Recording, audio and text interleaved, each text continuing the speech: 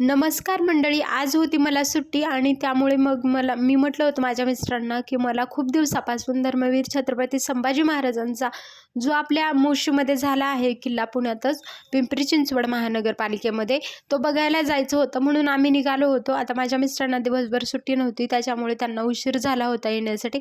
तरी मी म्हटलं आजचा जो प्लॅन आहे तो कॅन्सल नाही करायचा.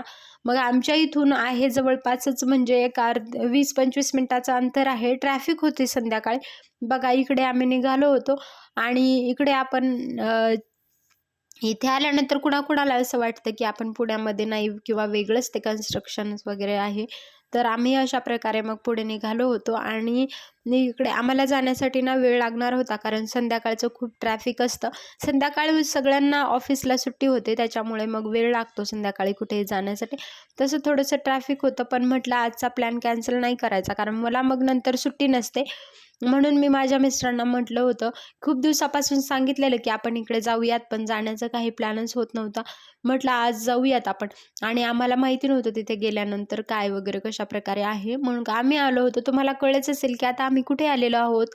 तर आपण आलेलो आहोत, हा आहे आपले धर्मवीर छत्रपती संभाजी महाराजांचा जगातील सगळ्यात उंच पुतळा. तुम्ही बघू शकता, मी तुम्हाला दाखवते. इकडे येईपर्यंत आम्हाला ना थोडं लेट झालं होतं, त्यामुळे अंधार झाला होता.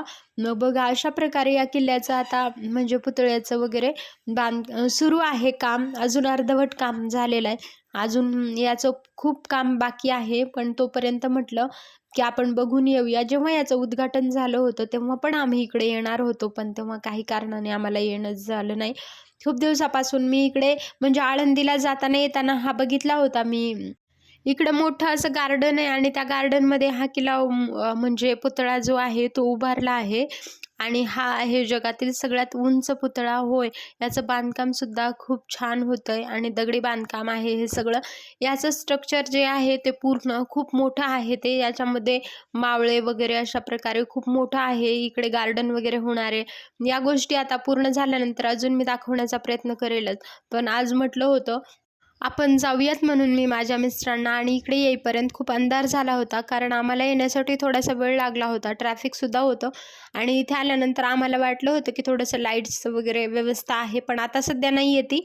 काही दिवसानंतर ते पूर्ण होईल आणि कामसुद्धा पूर्ण होईल. गार्डनसुद्धा तयार झालं ना एकदा.